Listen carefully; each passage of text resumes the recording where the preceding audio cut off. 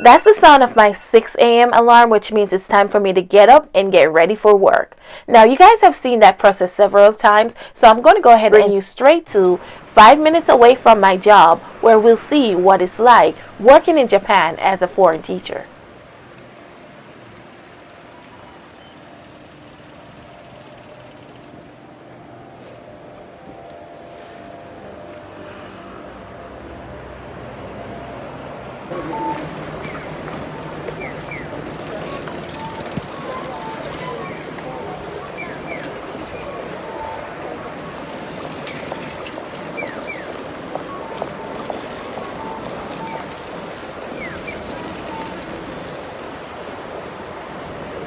Hi guys, and welcome back to another video. If you're new here, my name is Kim. I currently live in Japan where I do lifestyle and traveling videos. Don't forget to like, subscribe, share, and turn on that post notification bell. That way you'll never miss another video. And in today's video, we'll be talking about what it's like to teach in Japanese public school as a foreigner. Without further ado, let's jump into today's video. So the first thing I do want to know to you guys is to let you guys know, if it is that you're planning to teach, live, work in Japan, I do want to let you know that the privacy laws in Japan are very strict. So when it comes on to this video, I had to get permission to the video in certain areas. So this right here is the back side of my school, and as you can see, you'll see vehicles. Well, now a lot of people ask me all the time, are you able to drive to school as a foreigner? And I'm going to be using work and school interchangeable. I'm talking about the same thing.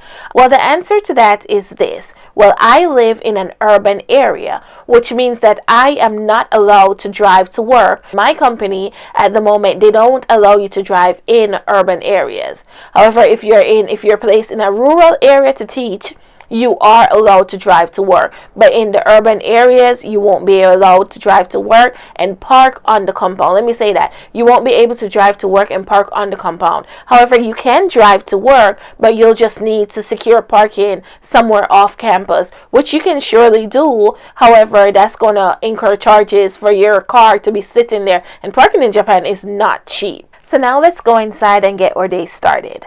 So once you enter a school in Japan now, because of coronavirus, you'll go ahead and you'll have to sanitize your hands. So they'll have alcohol somewhere in the front for you to sanitize your hand. My school, as you guys can see here, we also have a thermometer reader, which you could just read with the palm of your hand. However, I don't know if there's something wrong with me. I know there's nothing wrong with me, obviously, but I think it's broken because as you can see here, it's telling me that I have a temperature of 15.9 degrees Celsius, and it's repeatedly telling me that every single morning that I have a 15-degree Celsius temperature.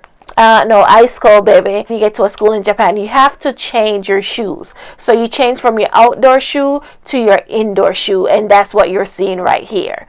Now, if it is that you're a visitor or you just somehow forgot your shoes, because prior to me moving to this school, I used to work at 3 different schools, and some days I will forget my shoes at one school while I'm in a next location. So in that case, they do provide you with indoor slippers, which you can go ahead and just put your shoe in and you just borrow a slipper and you wear it for the day. So my contractual time to get to work is actually 8:50 a.m. Classes, however, start at 9 a.m. For me, I like to physically, when it is that I do have class for the first period of the day, I try to get to work prior to 8:50 because I want to be in that classroom at 8:50. Now, there's a 10-minute break between that 8:50 and 9 o'clock of where that class starts.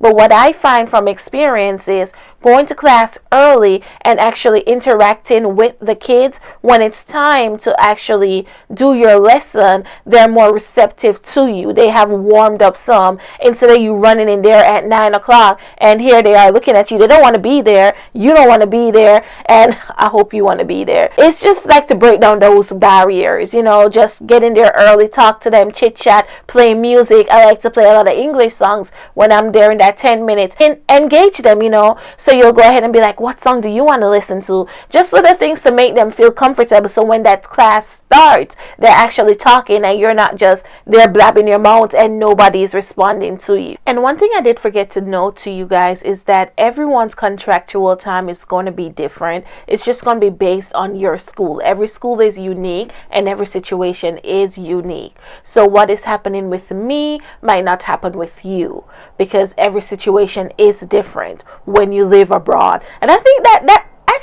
I think that's more of a universal rule in life. Every situation is different. Everyone is different. Not because it happens to me, it means that it has to happen to you. So today I don't have a first period class. So what you'll see next is me entering the staff room and just checking my desk each time when you go, every morning when you get to work. If any of the teachers had anything that they had to say to you, they might leave your notes on your desk. If there are any announcements or stuff, you'll see it on your desk like you guys are seeing here. Now, it's also important to realize that in that staff room, in the front, there's going to be a whiteboard. That's going to be your main point of focus when you get into work. You want to also check that whiteboard so you could kind of understand what's going on throughout the day. What time is school being let out today? Is it going to be let out at 5th period or at the 6th period? And you'll start learning the kanji, because what will happen is, if you're like me, I can't read Japanese, but what I'm doing is I'm citing things and I'm just remembering what that thing is, what that character means. Not necessarily to read it, but if I see it, I can say, oh, that word is XYZ. So what you can do is you can ask the teacher, hey, what does this mean? And every time you see that, you know that whenever you see that kanji, you know that that's what it means. So it's important to go ahead and first check your desk, make sure there's no schedule changes, and you want to also make point to look what's going on that blackboard to see if there's anything new or any festivals or whatever it might be, because the teachers are so busy and sometimes you are actually forgotten and they might just not remember to tell you. So you kind of have to play catch up sometimes. Every morning you're going in to try to catch up to see, okay, what's going on today, because you might not have access to everything that is happening. So this right here, what you're looking at is the SLP, and what it is the school's lesson plan. I believe that's what SLP stands for. Don't hold me at that. Just use the acronym SLP. They love acronyms here, okay guys? So what it is it's supposed to, let me take that back. What is supposed to happen is each week or every 2 weeks, your school is supposed to give you a SLP. And what's on this SLP? Well, all the SLP is it tells you the time, and it tells you each period that's in a day. So 1 through 5 or 1 through 6 periods. And what is supposed to happen is they tell you the classes that you're being assigned to for that day. They are also supposed to tell you the topic that they want you to teach on that day. So what happens, you get your SLP and then you start lesson planning and then you go to your class. Now, junior high school and elementary school are a little bit different. So for junior high school, you go to the class and you just teach your lesson. Now, in elementary school, what happens is the student comes to the staff room and then they take you to the class. But in junior high school, there's nobody to do that. So you have to keep up with your lesson plan yourself, because if you're not in that class and it's about to start, it's going to be an issue. So you have to keep up with your SLP to make sure every day there's no changes, the timing of when classes start or end, because sometimes that does happen too. So you just want to be sure that whatever class that is on that and the period that is said that you're supposed to be there and the topic, that's what you want to go and execute. You want to be at that class beforehand, before it starts, and be prepared and be ready to execute your lesson plan. So my first class today was at 11 o'clock, which means that it gave me time to eat my breakfast and go ahead and use the restroom before heading to class. What you'll find is some days you may not have enough of a break to eat in between classes or go to the restroom. So you kind of have to plan your days and what you want to do around that SLP. So I had class 3rd period, 4th period, and 5th period. Now lunch is after 4th period.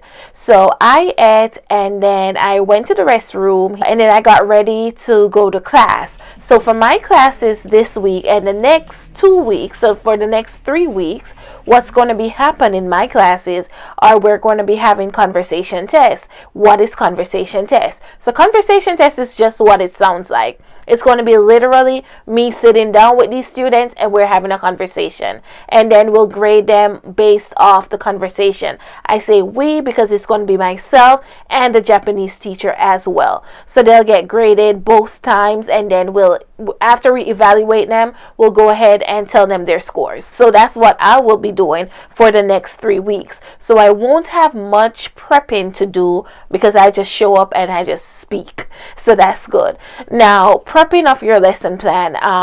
Some schools, I am at a bigger school, so like this week I have 16 tests to administer, but some schools are small, so they'll have to prep for more than one grade. So the interesting thing about the Japanese junior high school is it runs from grade 7 to 9 like a British system rather than 6 to 8 like the American system, even though we're teaching American English. So it's kind of confusing there. However, it is what it is. You can't really change it.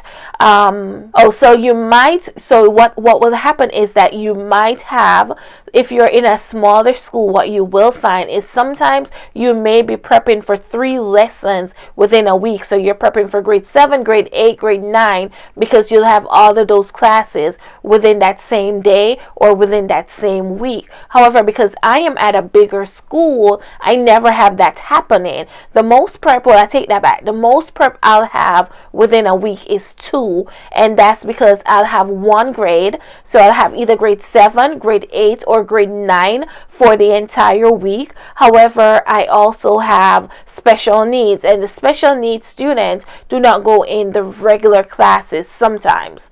So I'll have to prep for the special needs classes, and I'll have to prep for my regular classes. So the most preps I will have within a week is 2, but some people will have 3 to 4 preps within a week. So it just depends on the size of your school.